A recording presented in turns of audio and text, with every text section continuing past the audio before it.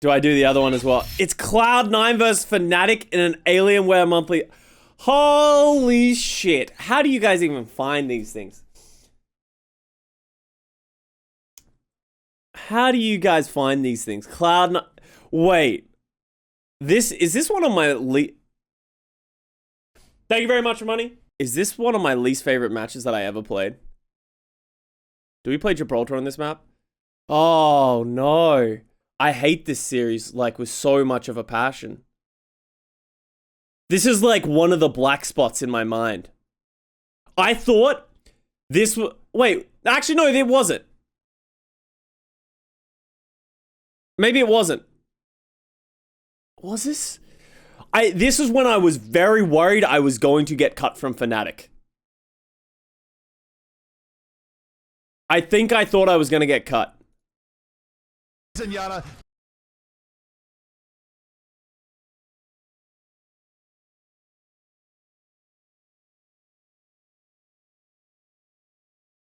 Maybe it's not. No, maybe it isn't. Because I play Mercy on the one that I think I'm going to get cut. I fucking fed on Mercy, dude.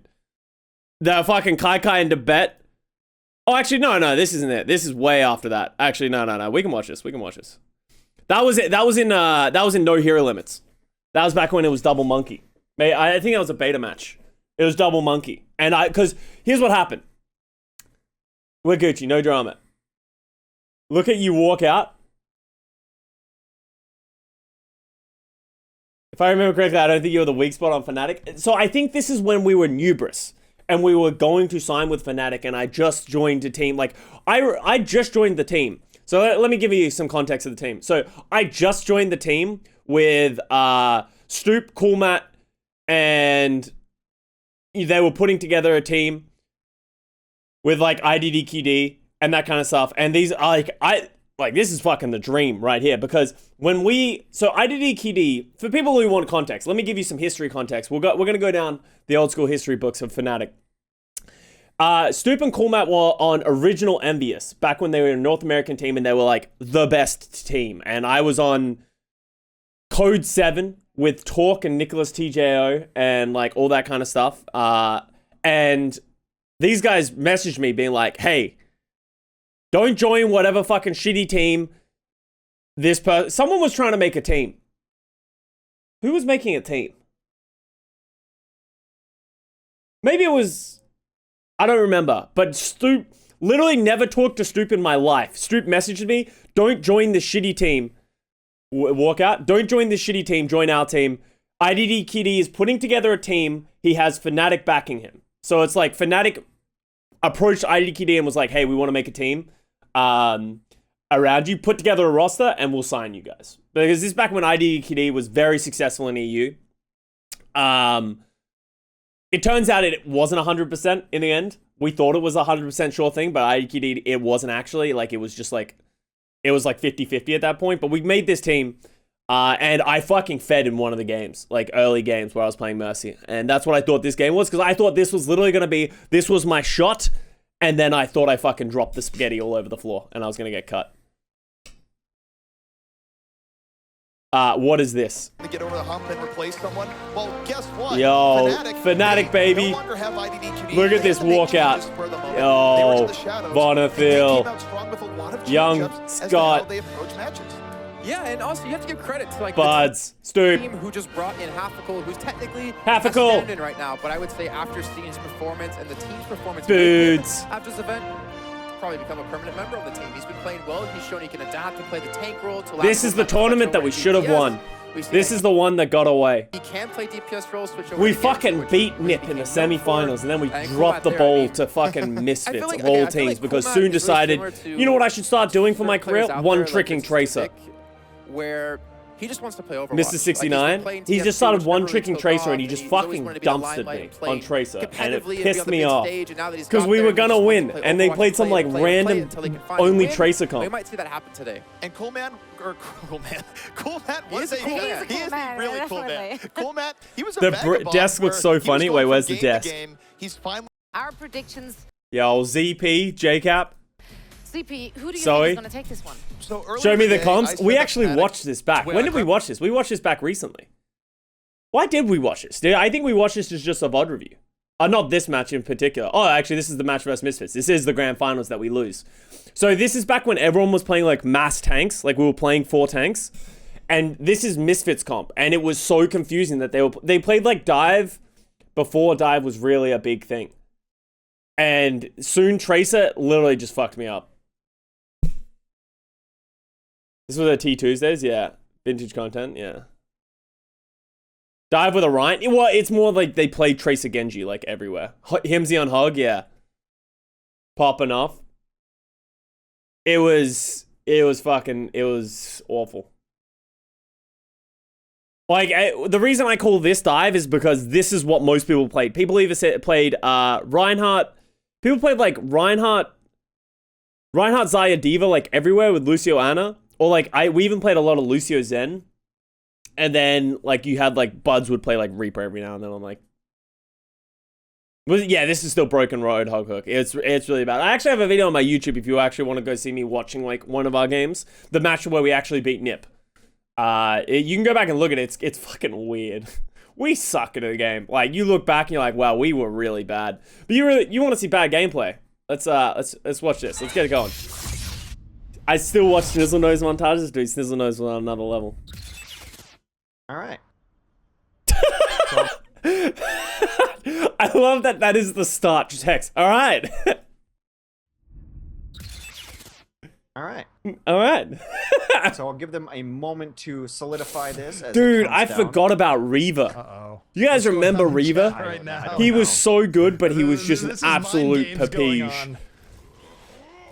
He had really good aim. I don't know. IDDQD is an interesting dude, so he might have Best Widow ever. Yeah, he was so good. Surefall Genji, yeah. For saying I identify as CU me, which of course is his Smurf on the ladder, which is also in the 80s skill rating wise. So. Yeah, that's his solo queue Smurf that he did completely alone, I think.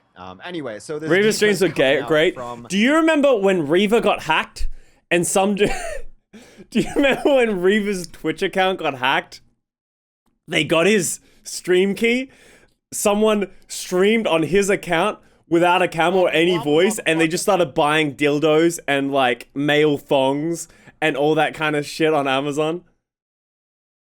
That was my favorite moment of the thing. Everyone was like, Reaver, you good? You literally just no context, no camera, no nothing. It's literally just a blank screen of him shopping on Amazon buying dildos and stuff. Fnatic. Oh. Oh, why? Well, there you have Hacked, it. yeah. Twitch chat. But what were we seeing from the defense? Okay. So the actual game is happening here. Coolmat69 will be on the defensive Diva. IDDQD on McCree. Custa will play the Zenyatta. Vonathil on Lucio. Buds queued up on a defensive Roadhog. We've seen him to use to great The defensive Roadhog on Watchpoint Gibraltar. All right, we'll take a look here at the outfits coming out. No team skins? Oh yeah. This is like back. When did this happen? Actually, let's have a look. Did this get 25th of July, 2016. You guys want to make me feel old? This happened almost 5 years ago. It's how long we've been doing this for. Kai gonna be on the Diva. Adam on the Zenyatta. Debit on Winston. Sure 4. Don't say that. It's finishing grad school, yeah. Quality banter coming out between these two teams. It was lighthearted. There was no real animosity. 4 points on Jib. Oh yeah, that's back when this point. What the biggest issue that Blizzard had was no one held forward at the start of Gibraltar. Like nobody held up here. Everyone just held the back point because it was just so strong. But what happened is the cart just kept going backwards, like all the way to spawn. So they added another checkpoint here that it couldn't go behind because nobody held close. So it created this like really weird dynamic for the map. Though, definitely being a little bit of, yeah, I forgot about that as well. To start things out. Because nobody held close. Like everybody just played this back high ground because it was the strongest place to hold. Yeah, like literally, they just pushed the point for the first. Like, point, of course, they just pushed it for the first, and we just like, good luck. Do you save your strength for the second checkpoint where it's much easier? Oh, IDDQD. And give the offense some trouble as IDD. Is this? That looked like it did a lot of damage. Is this really strong, Fan the Hammer?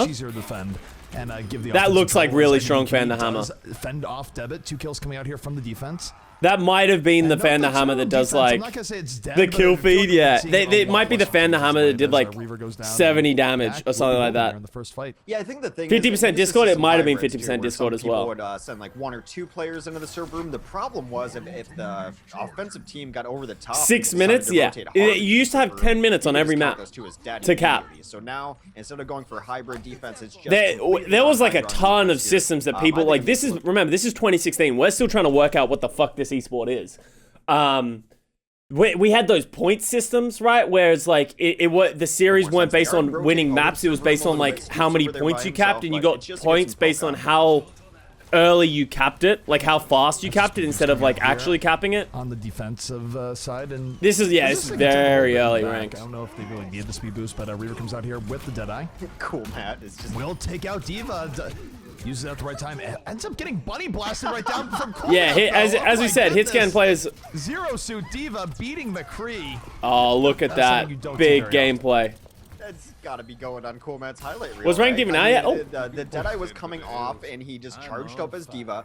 Got desuited by that Deadeye, which wasn't Baby D.Va really strong? I don't think so. I don't think Baby D.Va was any stronger. I think people just sucked at aiming. Like you saw that, like those misses by Reaver. That's just like a common occurrence. Like remember, like we weren't very good at the game. This is very early Overwatch. Put a player of Cool Matt's caliber. Yeah, Matt was like very good in the game. Can we get Aussie Pop? I can't change anything. We're stuck with ZP and Hex. And the pub that because they're controlling the spectator as well. Buds gets another hook. Dude, Buds was OP, man. For actually another fun statistic of or like story of this, Zoms was originally on this team. Zoms, who was originally an Overwatch player, he now plays for Sentinels in Valorant. He was originally where Buds was. Zoms was on this team for 1 week until we cut him and picked up Buds.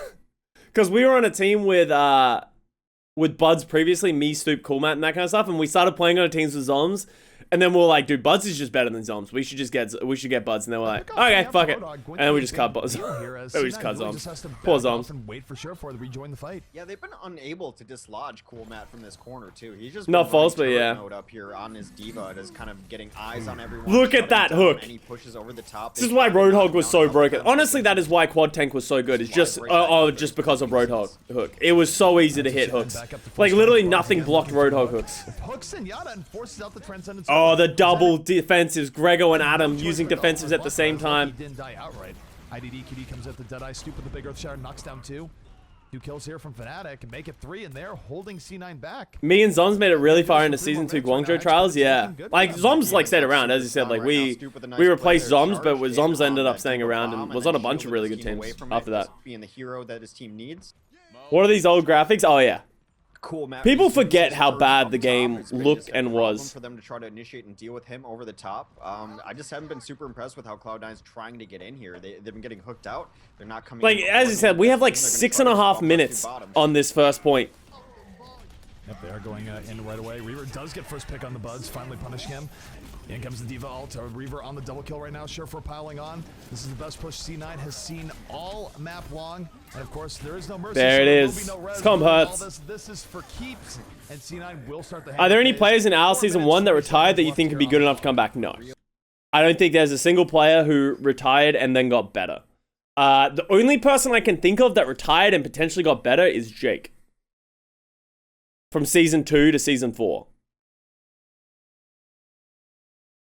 And now they have some really nice momentum too, and it's so important. But that's because Jake, like, it felt like he was in like a chamber in fucking the Houston Outlaws Season 1 and 2, where he was like forced to like play a bunch of different things, and then he just went to play ranked and he just streamed all the time during COVID. He just got really good at his mechanics, just got really good at things. But most people that retire from Overwatch, they generally don't keep playing the game like a lot. You generally just move on to other things, and that's most players like moved on to Valorant as well, right? Babybait? Well, Babybait couldn't.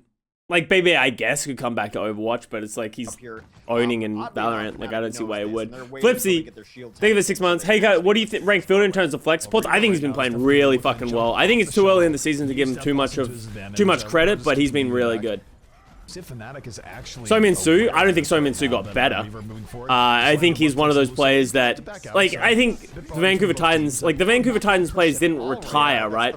They just didn't have a team anymore. So it's like a different situation. I assume we're talking about players who retired and then were like, because they were like, weren't good enough anymore, no one wanted them, and then came back, right? It's just been a weird fight. It has been odd. Stupid to burn his Earthshatter, completely missed it, so that is going to actually swing things back in favor of Cloud9, who has more alive on the card. Sinatra should be still we got. Yeah, no, it's different scenario, right? They might not it's not retiring. They are not going to be able to contest. Sim was listed as support during these days. Or Sim was wonky as shit during these times, right? Like, I don't know what iteration of Sim this would be. This is probably close beam Sim with the teleporter slash shield generator. Would you say that's around this time? 8-second blade, yeah. Definitely going to take this point, but the Genji is too strong. Yeah, and I guess they baited out a couple ults, so it's not the worst kind of fight to trickle in there towards the end. This is Shu giving a teammate 6 turret Sim. I don't think it's. I thought they got rid of the give shield Sim like before this. Like that was back when we were playing like double Tracer, double Zen, right? Now they're fully back into their own spawn right now. Questionable gameplay from Reaver. Probably went a little bit too aggro there, and this is going to let the defensive Fnatic really roll back out and hold at this choke point. That's a downside. You could do it. Monthly melee, use one hero limit. Oh, really? Better off getting the payload further up because now this is a really nice place for the defense to hold. Yeah, it's one of the chokiest points in the game. It looks wide open. This is a 4-point Gibraltar. Yeah, we talked about it a little bit earlier. The way the map was designed and the way we played it, they had to add like an extra point at the start. Or one of your tanks, but that's going to be a lot less powerful than it used to be with the Ferris. So yeah, Lucio's aura is enormous. Oh god. Oh god. Hitting Pedro gets 2 kills here in the back line. IDD, QD, and Custa are down. Why didn't we trance? Why didn't I trance? Gets the triple kill. Going for oh god. Surefour on an absolute rampage. Surefour was probably considered one of the best players in the world at this time. Right? Conversation of best Genji on the planet. Yeah. Might be the best Genji on the planet, actually. I remember when the Shield Gen Sim came out, we scrimmed C9 that time, ran Sim 12, Genji Tracer, Winston, like Lucio Ana. Yeah, it was just so, dumb. You just first point held everyone. Why did I trance? What am I doing? Previous Scott, what are we doing here? For that, you have Tavik, you have I guess we have to touch. Alright, trance to touch. Good trance, Custa. But he's in that club. Top 5. Vonnefield dies with beat. Super now comes in, Earthshatter hits Paydirt, sets up the offense, or sets up the defense. Hey, the trance was good. Did we win? Yes. Really being a big part. Still getting kills at 16 HP. Doesn't matter if no one has enough range to actually get back in on him. Wood teacher. Hey, what do you mean? Did we win? Yes. But actually able to clean it up. Stoop is in there too, so they're gonna be able to stabilize here on the defense. Shield Gen and armor packs made Tracer like 250 health. Yeah, it was so dumb. Like the like temporary health pack, like health with like shields and armor was just so dumb. Look at those beats. Look at these. Look at how bad these beats are. Both of them. Like honestly. Cloud9's is not bad, but like, why is Vonnefield beating? Like, literally, we haven't taken a single point of damage. But that's just how you did it back in the day. You just, like, beat engaged every time. So it's like plat. Oh, we would probably be plat. If you put our team into the game now, right? Winston versus Genji matchup still going in favor of Winston. And IDD taking like, look at it. People literally just inting around. Gets the double kill in the back line. The cool Matt Winston. Yeah, they're gonna clean this up. Cool Matt 69, top tier Winston. Yeah, a little out of sorts. The tanks were a little split up. Stoop missed a charge, ended up way in the back line, but no one dealt with him or cleaned him up, so he was able to come back in and turn the fight in favor of Fnatic. Plats can't aim, yeah. 2 pushes left. It's gonna be cool Matt taught Django everything he knows. This is so bad, Custa. It actually makes me like. It actually makes me question everything of like, was I actually good at the game? Can you really count this as being good at some point? I guess we were the best of everyone being equally shit. So it's like, I guess, is it really, does it still count if everyone was shit, right? You know what I mean? Like, you're still the best, but everyone sucked. By Transcendence as well, so they can just play the patient game. How old? This is 2016, early, like mid 2016. No one knew how to play the game. It was cool. I will say, and I'm sure Johnny can attest to this as well, like, it was cool that literally there was no blueprints of how you're supposed to play the game. There was nothing. We were literally making this shit up as we went. People were just switching, doing whatever the hell they wanted. There was no rhyme or reason. There wasn't, oh, this doesn't work. We've seen this in the past. Everyone just did whatever they thought was good. And like new strategies and new ways of playing the game came out every week. There was always a new way of playing the game. It was generally the people who were the most successful were generally the people who had the best ideas, not the people who could execute the best. Because as you saw, like execution isn't really the biggest part of this game right now. Sounds fun. Oh yeah, the game was awesome. Like it was fucking sick. This is actually gonna be C9's last push. It was such a good time. Coming up, Oh, the comms, yeah, the comms would be awful. Like I don't think there's any old tracking. Finish him off in the end. This was during a time where you couldn't see your teammates' ult charge as well. By the way, the only way you could see their ult charge is if they press the voice line. You know the voice line of like I'm this close to Transcendence or I have ult. You couldn't see that.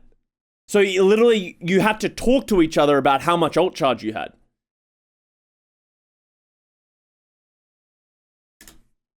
When I play around this time, I just talk, just like non-stop. Oh yeah. So I'm going forward. I'm shooting this person. Be careful. Might be it. 40 seconds remaining. I used an ability. Be able to touch the point here, but their positioning is going to be terrible. But yeah, it was sick. Like I mean, they're gonna have to do the old. The funny thing is, this mentality of wow, we were so shit back in the day will always happen, right? Like it doesn't. The longer a game goes, you're always going to look back and be like, wow, we were bad. We go back and look at season 1 of Overwatch League, and we're like, what were we doing? Like, what was happening here? And that'll just keep happening. Like the older a game gets, it's always you're going to always look back in disgust and be like, I don't know what was happening, right? Yeah, like and the same thing will happen if we get to season 7 of OWL. We'll look back at season 3, season 4, and be like, wow, what are we doing? Like we're playing the world's dumbest comps. This doesn't make any sense.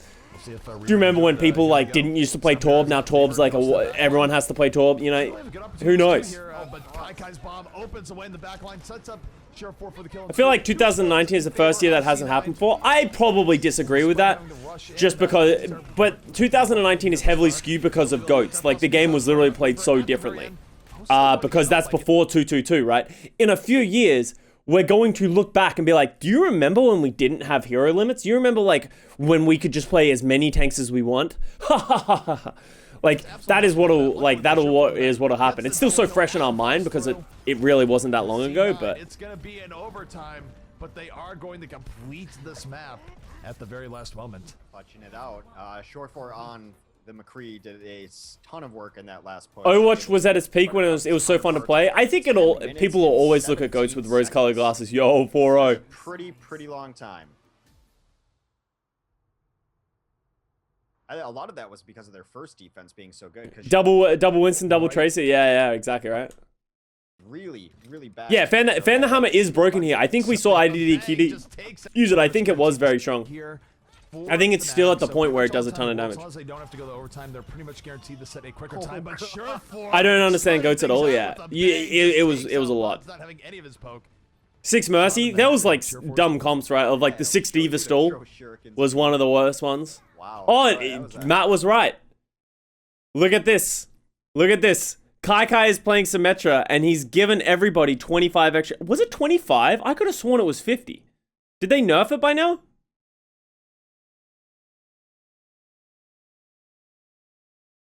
I thought it was 50. 25, yeah.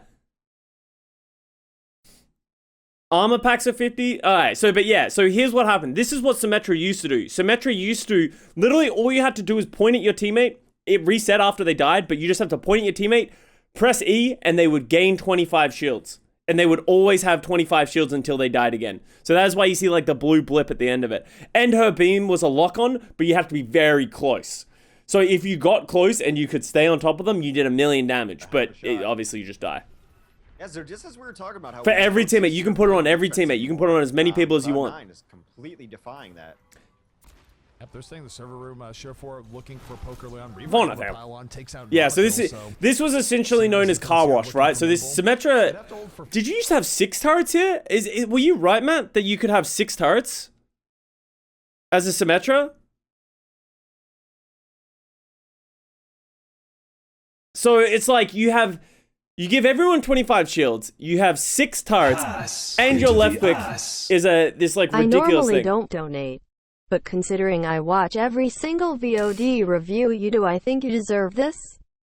Love ya, Custa. Now PLS review every Dallas game the whole season. K, thanks. Also, I just graduated from my uni. Yo. Cheers, mate. Smiley face. Yo, Flipsy, thank you for the $15. I appreciate it. Congratulations on finishing uni. That's awesome. That's awesome. You did better than I did. I did not finish uni, so I appreciate the love. And honestly, I'll probably Thank you very much for money. watch every single Dallas video because people loved watching Dallas. I don't know. Maybe it's finally because Dallas is good for once. I don't. Like, let's hold our fucking cross our fingers. But yeah, thank you very much. Glad you've been enjoying the reviews. Thanks very much for money. Seconds to hold before the hanger, but it has Thanks very much for money. in the past, and Fnatic right now does look a little stumped. The turrets did less damage. Yeah, they died very easily. It was definitely different. I don't remember exactly how it worked, but now coming in on the flank, goes through the lower room. Almost takes out the Junkrat. Reaver was hubris. absolutely hubris there. Someone knows. So definitely better poke coming in. Did they still slow people? I think they did. Trying to crack this server room puzzle of C9. Dallas are finally good, but Valiant in the dumpster. Yeah. Will the tire strike pay dirt? Being a little bit delayed on it. Finally decides to go back up.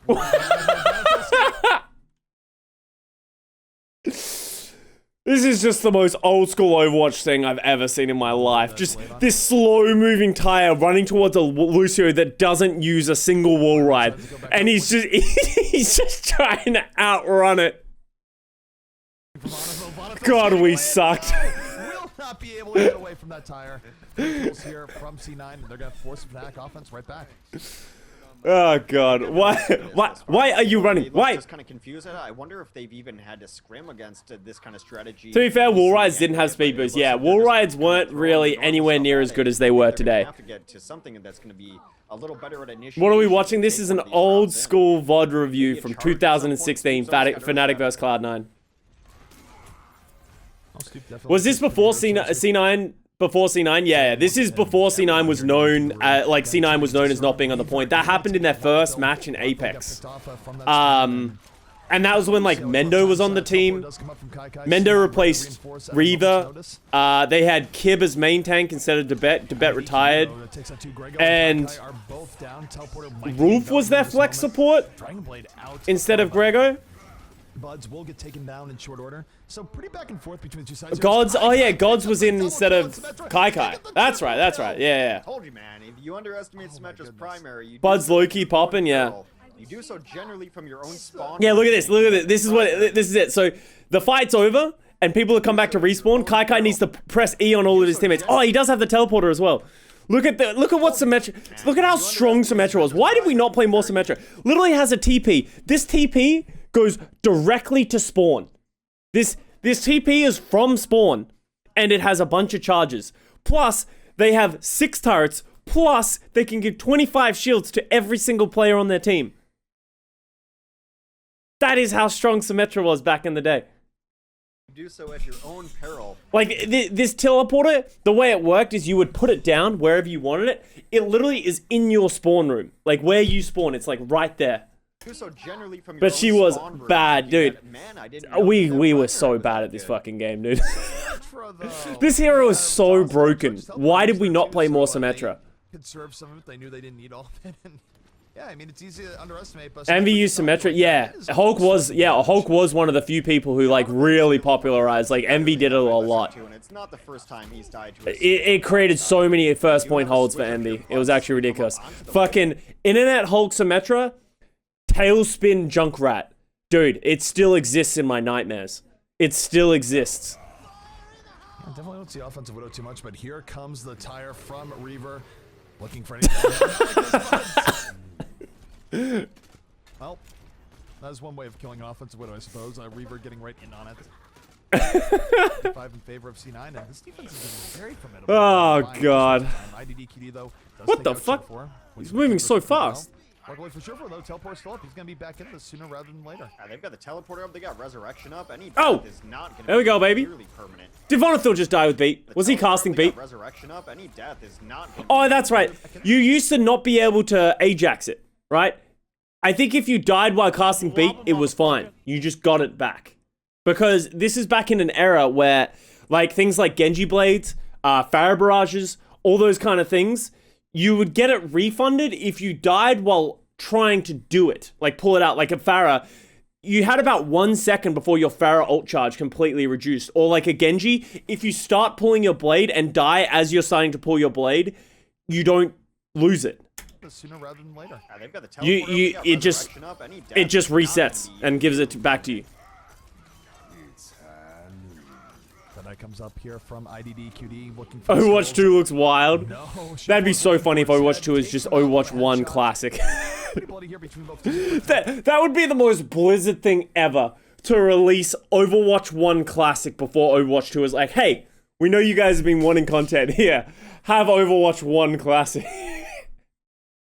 Going to get very good use. Adam oh god. Fallen Heroes, and Buds, one of the last people alive here, is in the back. Does have recon sight. Takes out Adam. Will he get more? I just remember watching Seagull playing Genji and wanting the game so bad and being like, yeah. Did my stream just crash? Oh my goodness. We good? Hello?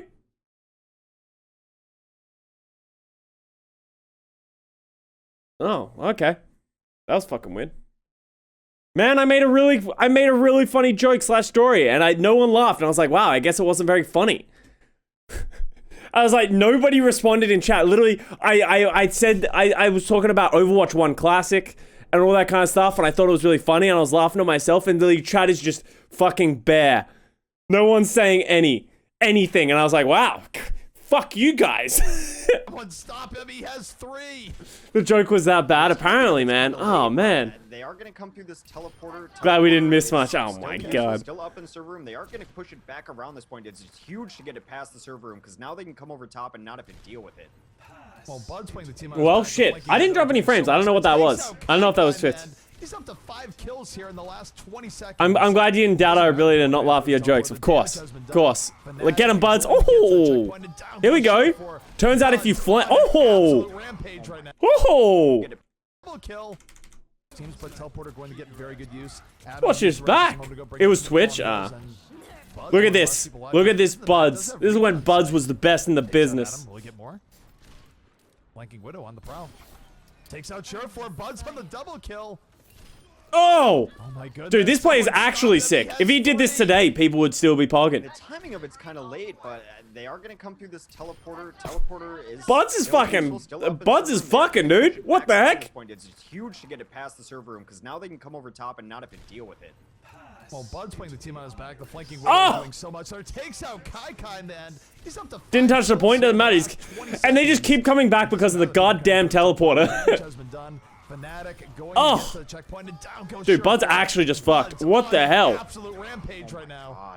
Nice shots, to be honest. Yeah, honestly, if he did that today, we would be hyped. Picks up more. He is picking apart literally no one's shooting at him, but oh my god. I mentioned earlier, he's been just nothing short of impressive the last week. Did the enemy Zen just use trance? I mentioned earlier, he's been... No, that was me. Why am I using trance? Well, Bud's playing the team on his back. Wait, alright, so they use trance. Why do I use trance here? Well, Bud's playing the team on his back. The flanking Widow doing so much. So it takes... Oh, I was low. I almost died. He's up to 5 kills here in the last... He's been just nothing short of impressive.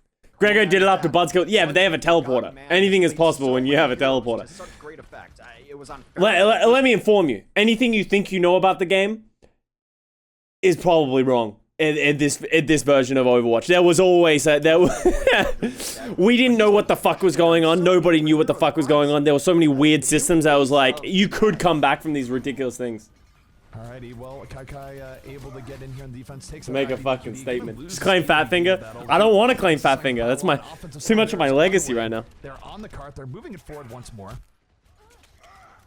Fnatic has been looking good here. Oh, that's right. When they capped the point, you got your TP back. Hello? Reaver on the, on the double kill has Vonethil on the sights. This is never where Lucio wants to be. Eats one head. Good old Vonethil, dude. Oh. Flashbang, boom, dead. And C9 will stabilize. And yes, D.Va had 1,000,000 armor. Look at this. This is before people realized how strong armor was, I think. But I also think armor... I don't know if armor was as strong back then. But look how much armor D.Va has. It's actually fucking insane, yeah. But like, yeah, D.Va just never died. That's how strong that first was here, and here's where Cloud9. Did you play flex up by choice or because the other guy was the better Lucio? No, I was a flex support all the way up until I joined. Even when I was in Overwatch League in Season 1, I was still a flex support. I was just playing under chips. Like, I played a little bit of Zen in Overwatch League. I was just always a flex. I played a lot of Zen. Like, I was like a Zen one trick, and then when Ana came out, I played a ton of Ana as well. But yeah, I was a flex support all the way until like 2018. Absolutely impeccable, darn near unbreakable. People like to call me like a Mercy Lucio one trick, but I had a more successful career. Other than when I was Mercy Season 1 Valiant, I had a much more successful career playing flex support in the early days of Overwatch. And still pretty good at this part of the hangar phase. No reason why it wouldn't be, even with some of the nerfs that Soldier has gotten. Love Custa, yeah. Although Fnatic does pick up 2 extra kills off that. Cheer4 is down. Custa was low-key pog. Yeah, if you ask any of the people who were here back then, who were watching it, most of them were here because of, like, my Zen/Ana play, like, back in the day. They were like, hey, I came to watch you play Zen Ana, now you just play Mercy, and it's depressing. It's not the official timer, but that's a good estimate. Yeah. To finish out this. They're rolling with a ton of momentum. Kai dies really late there too, so they're why did you switch off flex support?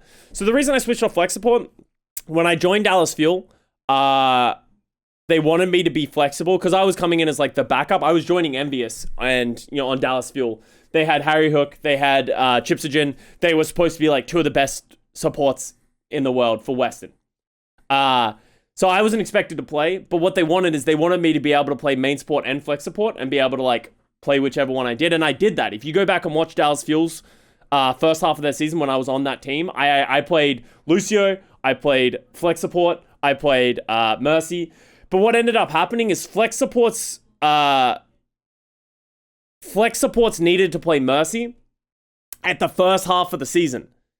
So in the first half of the season, when Mercy, that was Moth meta in Mercy. I was a really good Mercy because flex supports were the Mercy players from 2016 to like 2018, right? I had a lot of experience as Mercy. I played a ton of Mercy, but it was a flex support role. So I ended up coming and playing Mercy. I came and played the flex support. I played everything on Dallas, and I was very mediocre at it all across the board because turns out you shouldn't diversify that much. But then when I got traded to Valiant, they were like, "Hey, we're gonna be replacing you with Verbo." Because Mercy became a main support role. So when I came into Valiant, it was a main support, and Kariv was the flex support. And I was never going to play flex support over Kariv, because Kariv was really fucking good. So when I joined Valiant, I was like, it was fine in Season 1 because I was Mercy. The biggest weakness in my game was I had never played professionally or competitively Lucio. And that's what happened in Season 2, is like, I just couldn't catch up fast enough because I could play every support except for Lucio, and now I was forced into the main support role. And I didn't have a lot of experience on Lucio. So that is why I did a ton of grinding from 2018 to 2019. In that whole offseason, I ground the shit out of Lucio. I actually think my mechanics got very good, and I was good at Lucio. I was very good at Lucio. But not at the Overwatch League level. Like, at the Overwatch League level, I was still, like, middle to bottom of the pack, I think, at Lucio thing. And then, obviously, in 2019... Valiant didn't invest resources into me. They didn't help me to get better. They didn't give me scrim time. They just decided to bench me for a main tank. Good choice. And then, obviously, that whole thing happened. And then, you know, obviously, I picked up Lucio. Throughout the 2019 season, I picked up a lot of Lucio. I think I actually got pretty good at it. I was pretty happy with it towards the end. But then, by then, I was pretty burnt out of the game. Who was the shot caller for Valiant? Me and Fate were pretty much the joint shot callers for Valiant. Rough choke point early on in this push here. Tried your goddamn hardest. Yeah, as I said, I don't regret anything about my career as a player.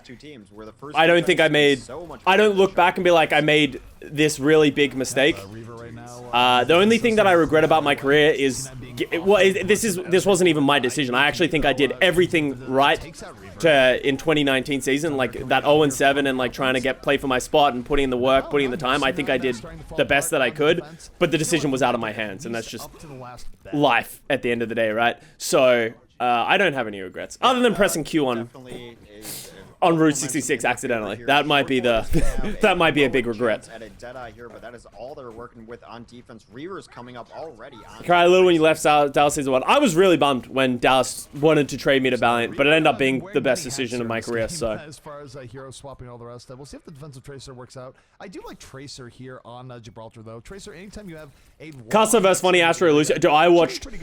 So, you know how I was talking about, like, I wanted to play a ton of Lucio from 2018 to 2019? I watched so much Funny Astro. Funny Astro is, even to this day, in my opinion, on another level in terms of mechanics. The dude just, he just moves around so smoothly and just does so much damage. He's laying in pretty good poke. Yeah, you know, Tracer is the bane of Reinhardt's existence. You're only able to cover yourself. I watched so much of his, so many of his VODs. Look at how much respect he's showing IDDQD. As soon as IDDQD turns on, he has to blink away. Not showing quite enough, though, as IDDQD piles on, gets a double kill, takes out both Reaver and Sure for the Aimbot Calvin vs Lucio. A triple kill. And Fnatic right now rolling to the There it is. They're going to take map 1 away from Cloud9 with 2 minutes to spare. Have you watched many Reddit Lucio? Nah, I don't really watch Reddit Lucios. I think those guys are like really good mechanically, but I still think Funny Astro is better than those guys, and like that kind of stuff. They have good mechanics. The thing about like Reddit Lucios and why I don't like watching them is like I think watching their highlight reels is like really cool, right? They do a lot of fun shit, but like I've played with enough of SK and Red Shell and all that kind of stuff. They feed like a lot of the time, let's be honest. So, yo, look at this. I forgot about this. Look at how ugly this shit is. This is awful. This is awful. And like there were only ever six spectator slots, so like you could only have a certain number of people. It was impossible to move people around in lobbies. It was bad.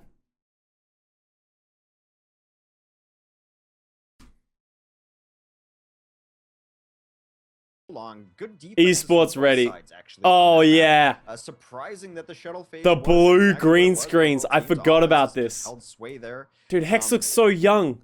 Just even when they got set up on the shuttle. ZP looks exactly the same. And a lot of kills came in, so close set between these two teams so far. We'll see what the next map is going to be. It is really fun to watch. ZP with the slick back hair. Now being loaded, Fnatic looking ZP looks older, yeah. Map number 3. It's crazy how Dallas had Rascal and Effect at the same time. Well, that's the crazy thing about Envy back in Dallas Fuel in season 1 is like you need to remember as well. We also had AKM. Like when everything fell apart for the Dallas Fuel, they responded by throwing money at the problem. Like they really did, right? Like we picked up AKM, Rascal, and did we pick up one more player?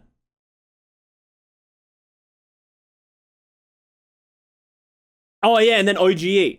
We picked up like 3 of the best prospects that you could have gotten, right?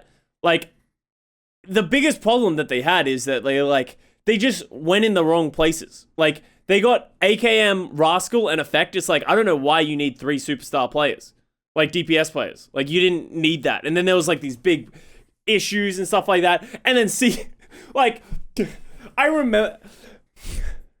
No, I'm not gonna go too much into it. But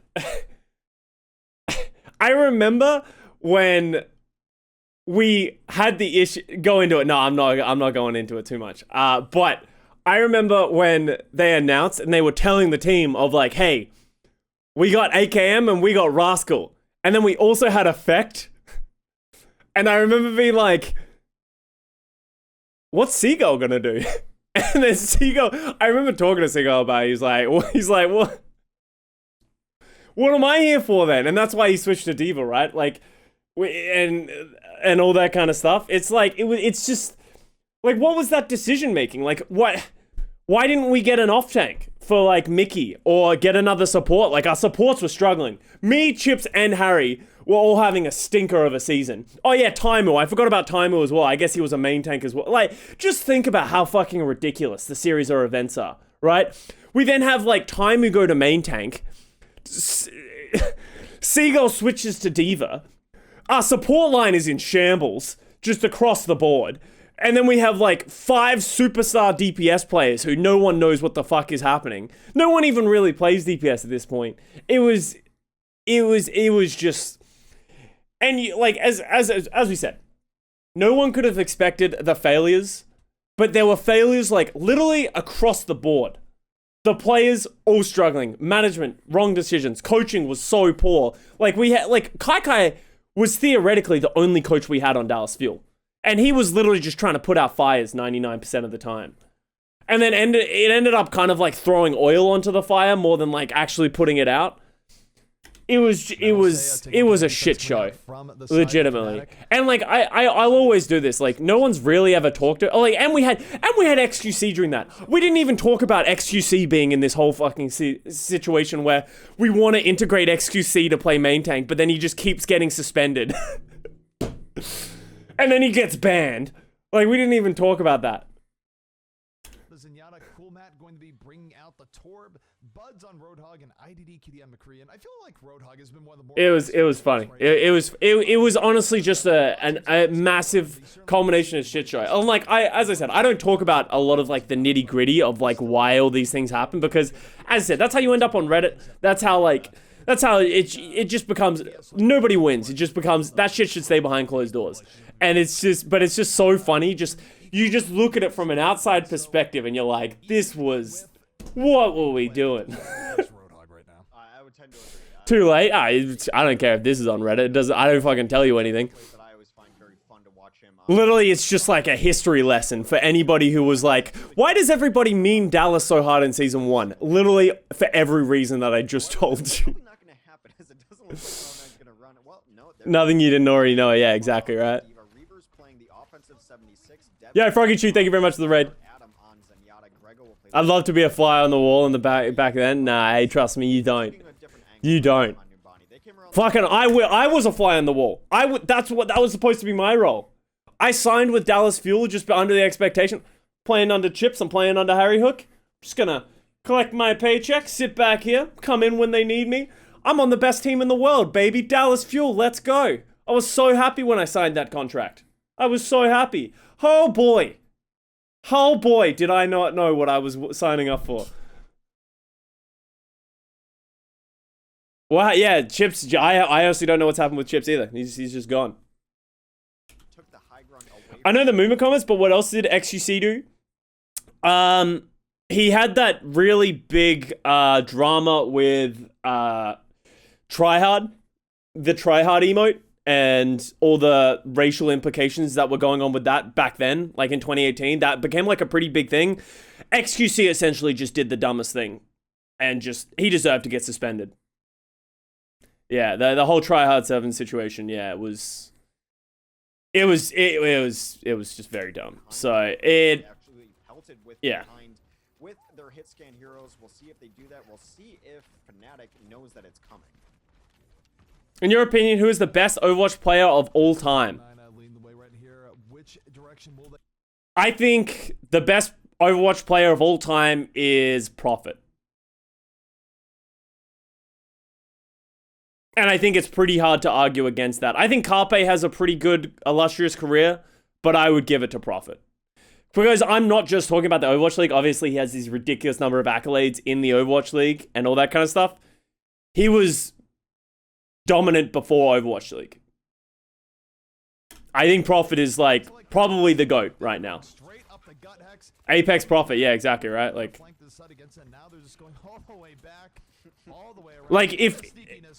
I would have said Birdring, but Prophet has had a much better Overwatch League career than Birdring.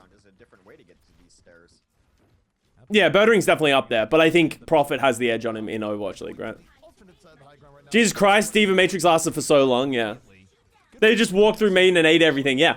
As I said, everything you think you know about this game, it doesn't exist. It doesn't exist. Oh man, they're forced way out of position from that as a result. Yeah, I mean, it's just how are you going to adjust to this as a defense? All your plans have been foiled at position. Fleta wasn't very good in Apex. Well, no, okay, let me reset that. Fleta wasn't on a good team in Apex before out. He was very good, but he played for Flashlux. Flashlux lost to Fnatic. That's how bad they were. In Apex, when we went to Apex Season 2, they lost to us. And trust me, we got slapped around in Korea. Like, it wasn't close. It really wasn't close. Like I think that was the beginning of us realizing it was like we're a little out of our depth here if we don't have like an all-star Western Superstars team.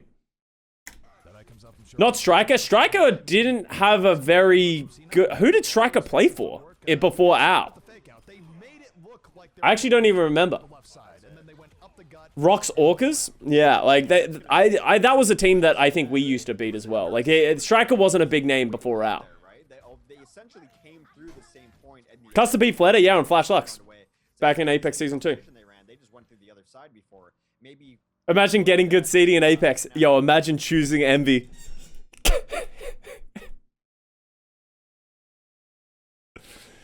Oh, yeah. No, hey, Johnny, but you say that. Yeah, you say that. Good seeding. How dare you say that? Getting good seeding. How dare you say that? You want to see what my seeding was? You want to see this shit? Apex Season 2. Fnatic. This was us. Buds, Hafikal, Coolmat, Stoop, Vonethil, Custa, Rufflegator as the coach. Okay? We were in a group with Runaway, Stitch, Huxal, Bumper, Kaiser, Coma, Runner, Cox, Shine. Okay? They were in our group. But we also had Kongdu Panthera, Rascal, Waka Waka, Evermore, Fisher, Bling, Luffy. That is what we had to deal with. What was your group? What was your group? Let me see. Let me see who had it worse. You weren't. Were you in this season? Yeah, you were here. Yeah, I remember you were at this season. Misfits. Oh, you had LW Blue and Lunatic High. Ooh, actually. Shit. He had Lunatic High, Eska, Who Are You, Zumba, Miro, Toby, J-Hung. And an LW Blue, which I actually think was better than them. Sibyolbi, Flower, Meko, Janice, Gamba, Luna. Okay, I think you actually win that one. Those teams were very good. There are two teams. Yeah, there were two teams that I don't think we ever beat in scrims. Like, we won a map here and there. Like, if we won a map, that was a successful scrim block for us. And that was against Lunatic High and LW Blue. We couldn't beat either of these teams. Like, they just were so much better than everybody else. But we were pretty good against everyone else. Like, we didn't scrim against Runaway or Kongdu Panthera because they were in our group. But, like, everyone else, we were pretty good against. Like, we were going even and stuff like that. Or beating them. But yeah.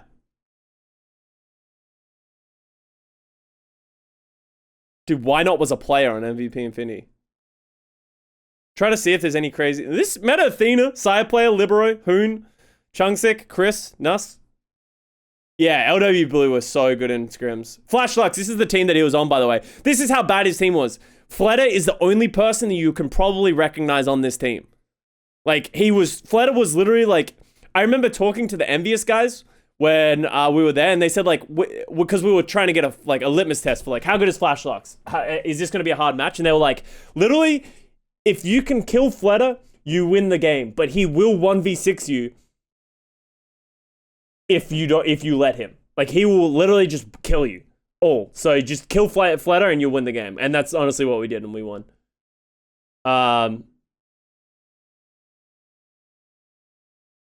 BK SARS is actually kind of crazy. Bunny, Carpe, Bernard, Alarm. I don't know who either Twinkle or Prove is. Alarm was a tank? I don't remember that at all. How old was Alarm in this? Wait, how old is he now? He's 19? Oh god, when did this happen? This happened in 2017, early 2017. That means early 2017, he would have been 60. You know, he would have been 15. Because it happened in July.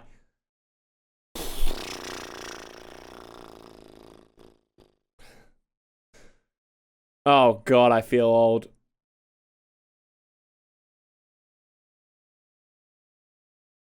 Actual children. Look at this team. Misfits. Maniton, Tavik, Zebasai, Reinforce, Zave, Nevix. Oh, you guys had Peak as coach as well.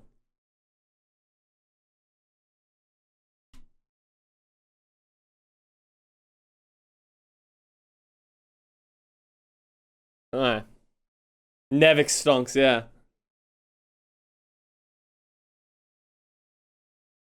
Damn, that's crazy. That's crazy. Alright. Let's keep going, let's keep going. A Freaka Blue? Wait, did we finish it? No, we haven't finished it. We're still going. I'm not really paying a ton of attention to it. It's just sort of funny to have in the background. I just sort of going down memory lane right now. Saved them from getting hit with a whole ton of poke as they ran in. Poke that very well could have picked off one person, and you can do all the razzle dazzle you want, but if you lose a person as you go around like that, it spells doom. Oh god, I remember being so hyped when Nevix went to Toronto, and I think we made a Western Super Team. I don't think there's been this Western Super Team that's ever been like that everyone thinks is gonna win since Envious. Like, I don't think there's been a single team that has been a fully Western team that has been...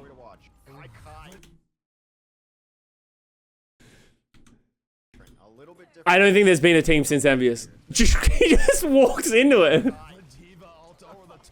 Yeah, I guess Team USA 2019 is maybe. C9 definitely just outplaying Fnatic on multiple levels right now to start out Nambani. 1 second, I need to grab my water bottle, guys. I'm dying. 1 second. After that initial movement from C9. Yeah, Reaver getting a couple kills on his 76. He's looked great on that today. Custa is all alone up here up top. He's going to get jumped on. He is not long for this world. Has to transcend out. You know what? I think he's better off dying there unless they really feel they're going to hold this. Arns to Dallas. I heard it on Reddit. It must be true. Oh, yeah. I'm sure Arns is coming right out of retirement, right? He leaves when it's showing him. Did I own? Did I own? Here we go. Look at me go. Oh, yeah. Get him. Get him. Get him. Get him. Get it. Oh, God. Oh, shit.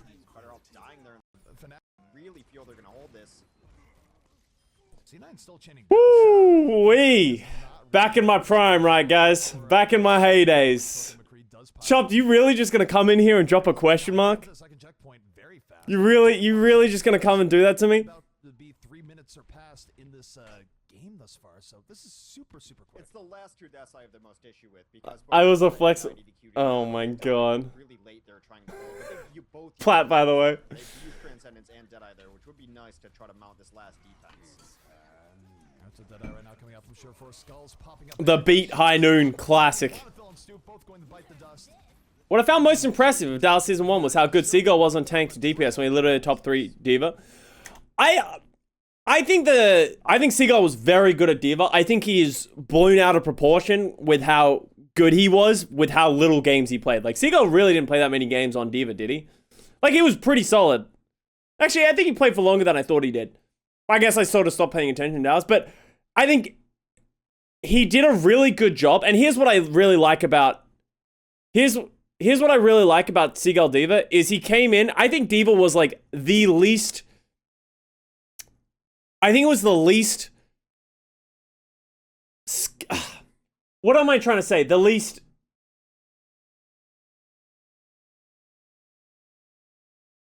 It had a lot of room to grow.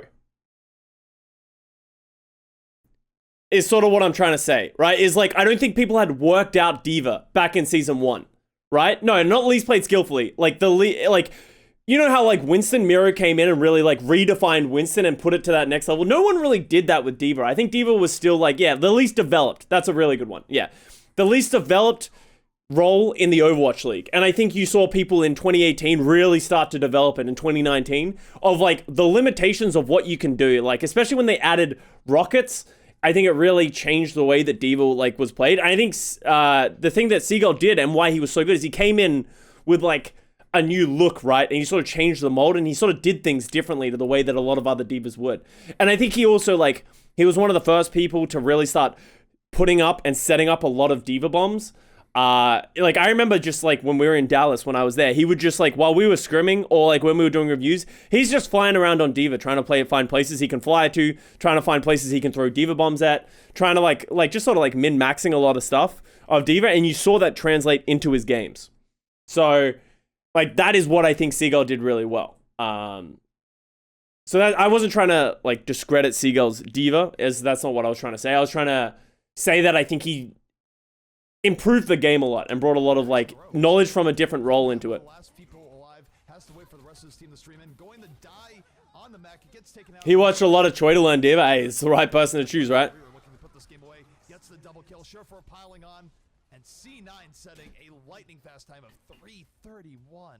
That's insanity.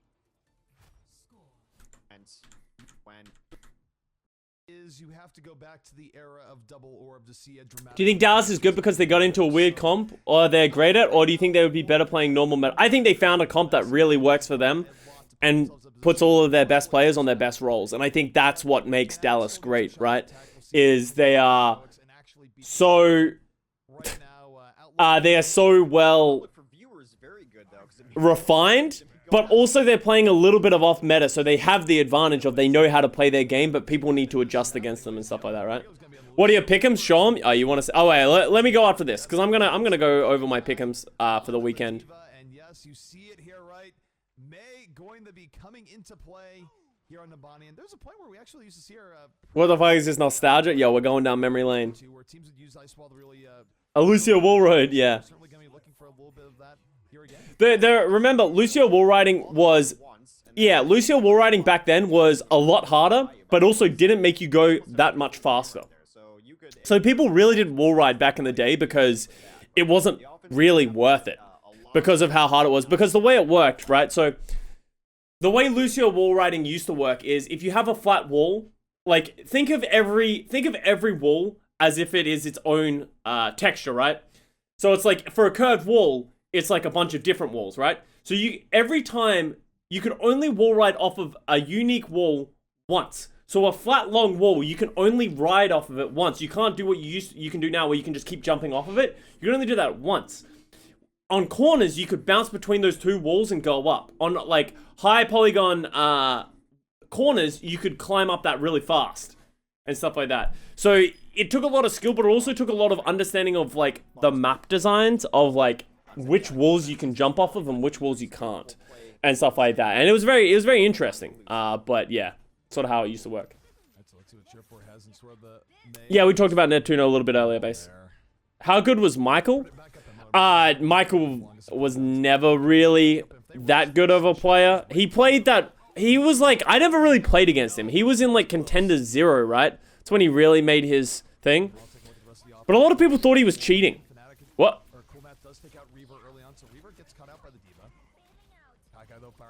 That's what I remember. Because I never played against him, but I remember being a ton of drama. Yeah, he owned Kungana or something like that. But yeah, Michael was an interesting one. Yeah, I like never played against him, talked to him, did anything with him. Like I was in like, we were doing like Apex stuff and all that kind of stuff, and then going into OWL while he was playing Contender 0 and stuff like that. Try to help him stall this out. 2.5 minutes left to finish the map. And the problem is, time-wise, they just don't have that much time. If they failed this next push, they'll probably call GG. I still play for Lucia. Oh no. Pick up kills. Vonnefield can't go anywhere. Gets taken out by Yo, Matt. That's just ignoring Shawful. Double kill with May. Lucio speed is very fast. I can't remember what. I think they might have reduced Lucio speed a little bit. It's been pretty chill. I forgot how much. Yeah, you got ult very fast back in Overwatch. Like back in. Or back now. Where's the stream yesterday? I stayed up till 4. I'm sorry. I put it in my Discord. If you want to like get updates about my streams and stuff like that, if you go to my Discord on my stream updates, I had to do a bunch of Overwatch League stuff. Like we had rehearsals for tomorrow, and I had to record something for Overwatch League shoulder content and stuff like that as well. So I just had to do a bunch of things that I just didn't have time. So. Just not Fnatic's map the way this rolled out. Oh man, a little bit of fireworks just to finish it. They reduced it when trying to get rid of goats. Yeah. GG should be called here, and there it is. We're gonna go back to lobby, and we are tied 1-1. Dominating performance coming out. Wait, why was it GG again? Fireworks just to finish it off. Kai on the triple kill, and GG should be called. Time bank? Couldn't match the time bank. Right. Alright. Not enough time to finish. That's right, because he didn't have like a competitive setting, so we had to do like quick play. And if you finish in a certain amount of time, then you're like, yeah. I forgot about that. So the way it worked is that, like, so if we finished in 7 minutes, right? And then they can't cap the first point in the first, like, 4 minutes, then they're not going to be able to get to the end in the amount of time that it was like, it was really dumb. Like there was not a really good system back. Like obviously it got better as time went on. This is very early 2016, right? Like this is a monthly melee. I don't know if a LAN had happened yet. Maybe like 1 or 2 LANs, but like very small LANs. Like the game hadn't been solved yet. Like there was not a competitive queue or anything like that, right? D.Va, been able to help Winston on his dive-ins, so Hollywood defense has been absolutely brutal. Yeah, if you won yeah, the way it worked is, yeah, if you just finish the map faster, you won the map. And that's how it worked. Like, that is the team that won, whoever could finish faster. We'll see if the Hollywood defense here will have a little bit of luck, but yeah, as you're right, it has been brutal. It's not Literally Stone Age Overwatch, legitimately. able to get on the first push. Bonnefield, though, immediately takes up Debit. Debit perhaps going a little bit too deep. It'll be interesting to see who becomes main support for Paris. I think time will tell, right? Defense on the first push, which for Hollywood is I miss Shawfall. Hey, Shawfall's doing really well at streaming. Already a successful Hollywood defense. I think teams have actually The APM is so slow, yeah. holding on the top edge of Cafe here because the teams that have tried to put a couple people there, like as traditional Oh! did on Hollywood, have been absolutely pulled off. The funny thing is, like, it kind of feels like the aim is still there for the most part, you know what I mean? It's just like everyone just plays the game so wrong. Like, it was like when we watched Buds before, right? Like, they do hit shot. Obviously, like, people have gotten much better, but, like, the aim is still there for the most part. We're not, like, absolute fucking Pepesias. not passively saying the Cafe, perhaps the way to go. Yeah, it looks that way. Just kind of just holding on the ground. It seems counterproductive to just concede the high ground on both. I don't get how streamers play Overwatch and talk at the same time. It's too fast-paced. I've been doing this for 5 years, as you can tell right here. Once you've done it for long enough, it just becomes second nature, right? QD's already charged up. Good look. Sure, goes into Dragon Blade. He's going to be met by Sound Bearer. So Bonnefield, he's going to drop the beat. They use Transcends as well. I think it's a little bit of an overlap waste, but still, Oh, did we double support ult? This was like the most classic thing that used to happen back in the day. You would beat and trance at the same time to deal with one ultimate. It's awful. That just shows how bad the like ult tracking is and stuff like that, right?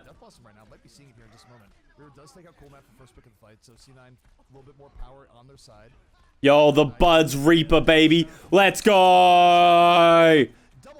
No, okay. But the D.Va defensive matrix features or Korean future vacuum taking up the most of that ult in the end, and C9 is still going to take. Lads, hold it together. I can't believe you won games with Coolman on your team. We were really successful. Fnatic was a pretty successful team.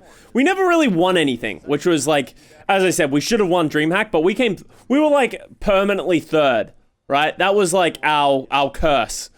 It's like we've always finished second or third. Like we finished second at DreamHack. We finished second at the one in Atlanta. At E-League. We finished third at Gamescom. Was it third? Maybe fourth? So Philly, yeah, we're like the Philly fusion before the Owl, kind of, yeah. Like we never won anything, but we always were very good. Yeah, Coolmat was really good. Like our team was very good. If I'm being honest, I honestly think our team was very good. The biggest weakness we had was Vonethil. Like Vonethil wasn't very good. He was good at the beginning, but I think he just sort of like the way he played just eventually got thing. He was like original red at Lucio. I think that's kind of what some of these teams are going to have to do. How hard did you grind to get good at Overwatch? I moved to Canada to get good at Overwatch. And that's how I am where I am today. I don't know, this Fnatic Flex support, dude, I was next level. Oh. Okay. Oh, I'm dead. How did I die? Oh, the elevators? Yeah. Do shields look different? Yeah, they've changed the way the shields look. Why did you need to go to Canada? Because you can't... Let me put it this way, Baconator. How many Australian players have made it to the Overwatch League? Me, Punk, Trill. It's like impossible to get there, and even when people do get there, it's very hard and like very like thing. The only reason I was so successful in Overwatch, like throughout these 5 years that I played, was because I moved to North America. I'm essentially a North American player. Like, my nationality is Australian, but if you ask people, like I've been a North American player since the beginning of time, and the best way to improve is to play at a level where everyone else is playing high as well, right? If I didn't get these opportunities to play on Fnatic, I probably wouldn't have been in the Overwatch League. Adam, yeah. Kind of sad. Carl Hex, yeah, Carl Hex from New Zealand as well is a good one. Were you friends with Muselk? No. And as I said, this is one of the things that you'll hear as well, is like, I don't really, like, a lot of Australian Overwatch players don't really recognize me as an Australian player like they would recognize like Punk or Trill or that kind of stuff. I never played in Australia. I never played Overwatch in Australia, so I don't really represent the region. And that's why like a lot of them like I don't know many of the Australian guys as well. Why is Overwatch not popular in that? No, it's just Australia isn't as competitive. Like, it's not just an Overwatch thing, it's a esports thing. There are Australians in esports. There are very few that exist at the highest level because the problem with the Oceanic region is that you can't practice with anybody else. You are literally stuck in your own little bubble of your region, and because you can't play against other people without high ping, it's very hard to practice and improve at the level that these other regions do, and Australia just always seems to slowly lag behind. We obviously have some great individual players in individual games. Like, there are some good Australian CSGO players, there is some very good Australian Dota players, there's some good Australian League players, there's some good like, they are there, they're just obviously not as prominent as your other regions.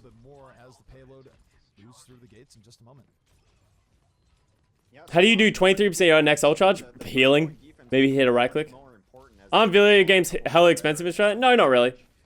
Because of the way you consider the dollar. Like, Australia has an inflated economy compared to, like, America, right? So it's like, a video game in Australia is $80 compared to a $60 American game. But the Australian dollar is worth 1.4, is not worth as much in the US. And in Australia, everything is more expensive. But you make more money. Like, the minimum wage in Australia is like $15, $14 or something like that. So everyone just makes more money. They only have an Earthshatter up, but Earthshatter is a hugely monumental, game-changing ult. Why is Adam up here? Do you have a watch point, John? Yeah, that was actually in the first map that we watched. Yeah, Adam, this is there. He's pretty far up. Again, use the Transcendence aggressively.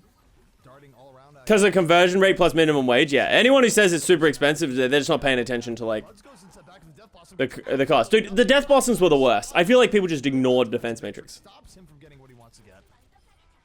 But I have that at work, yeah.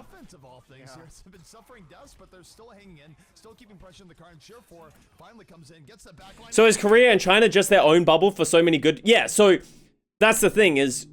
Everyone has their own bubbles, but Korea and China have so much more infrastructure around build, and also just Korea in general. The reason Korea is the best in any esport that they touch is they have a cultivated belief of success and trying to be the best. The reason everyone in League of Legends, Overwatch, any game wants to go play in Korea and play their solo queue is because they take it very, very, very seriously. Like, when they play solo queue, they really fucking try. They really want to win. You can't troll, no memes, all that kind of stuff. You will literally just get fucking berated. Their whole culture is, like, huge on success. And that is why they generally surpass every other region over time. Because they're just built different. So, boosting and, like, cheating in Korea is literally a jailable offense. You can go to jail for those things. People do go to jail for those things. So it's like, they have this idea that, you know, no fucking around. While NA is like, the reason NA is good is like, we have talent and we have a lot of passion and there is like, beginning to be infrastructure there. But people are just so fucking like, there's just so many, you gotta sway through the bullshit to get to the like real answer.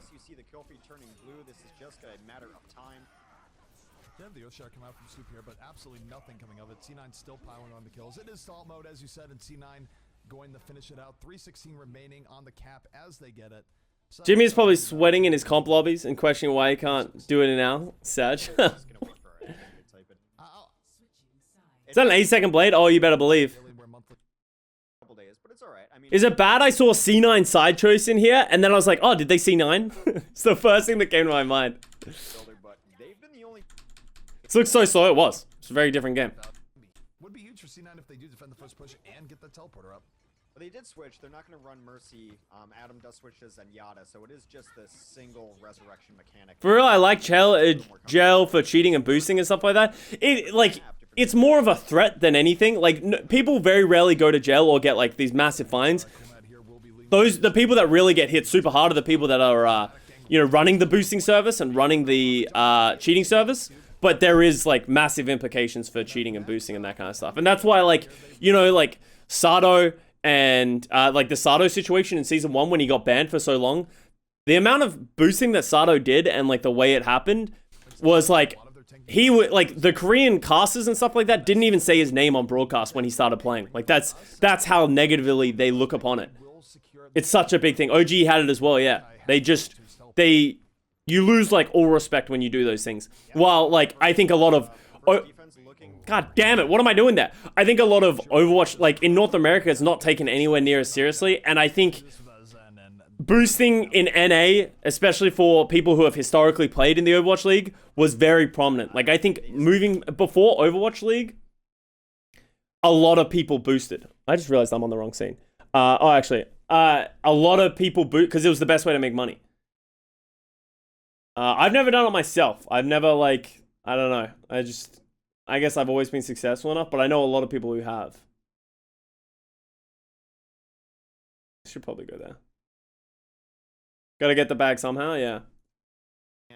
Boosted Fnatic, yeah. Kai ends up in the kill feed. This defense is gonna go really well for them. On the left. Need to be good to boost. Hey, I was rank 1 back in the day. I actually was really high rank back in the day. Tire on the way. Will anyone get run over? No, they will not. Coolmat able to take out that tire right away. Jerfor, though, on a rampage right now, getting another 2 kills to start this out. He's been a big part of C9's defense here, where he's really getting these kills early in fights before Fnatic can really commit to the point. Yeah, we talked about how important it is for Kai to hit damage, but if Short4 just keeps killing people, it's gonna slow tire, yeah, so slow. 80% on this teleport. 1 in season 1, yeah. Goddamn Symmetra strats, dude. The Symmetra Junkrat strats were so obnoxious. You usually want to get a little bit more damage off Symmetra, but with Share4 getting pickoffs doesn't matter as much. But here comes Fnatic and rushing right in. IDDQD off the Deadeye, takes out Share4, wins the McCree versus McCree battle. Transcendence is out. Cards on the table here for... I don't know about that beat, but okay. Those slow sim orbs, yeah, they were so slow. The tire, fuck me. Yo, big blade. Oh, Buds is dead. Fan the Hammer, no recoil, yeah. And Fan the Hammer did so much more damage as well. Oh my goodness. I tell you, man, I love Symmetra. Like that Yo, what's up, Grathiel? So good. You know why else it's good is because you can't reflect it. It's another one of those beam weapons. Like Genji starts. Wait, Kai was a pro? Yeah. Kai was on Cloud9. Cloud9 were the OG NA dominant team. Like, they dominated all of 2016 and like halfway through 2017. Well, actually, they were the best team in NA for like a really long time. Because Envious was EU, right? So they were the best in NA behind, like, with this roster. Kai was like very good for a very long time. He moved to coach around Contenders season 0. Yeah, this has been a fantastic defense. Back where he became the coach of Envious when they, yeah, at some point he became a coach of Envious. I've said it time and again. Is this before Ana? Yeah, Ana doesn't exist in the game right now. By playing better defense than most teams. A lot of teams can finish out maps and put together good offense. Teams that can defend. Watching Reaver's Widow, yeah, Reaver's Widow was like nuts. He was considered like one of the best. Like the best Widows back then in NA were like Buds, Reaver.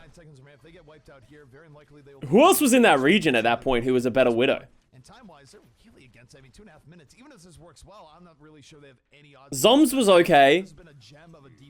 Kai Debet, IDKD, no, he's EU. You got like there was as much as we sort of mix EU and NA these days, there was like back then there was like NA, EU. People didn't really mix and match their teams. The first person to do that was Tailspin when he moved from Envious to NA Envious to EU Envious.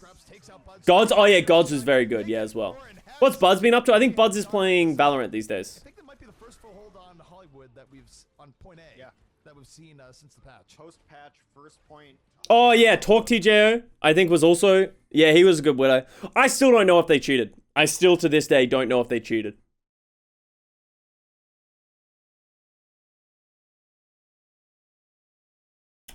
Sag. And that's the end. And that's it. It's a blast down memory lane for you guys. I hope you guys found it interesting. That's it's kind of like a look at history. Obviously, we didn't watch the match too closely because, let's be honest, it's not very interesting. But I hope you guys enjoyed going down memory lane of like what the game was like and like all that kind of stuff. This is 2016, as we said, we've been doing this for 5 years. So I hope you guys enjoyed it.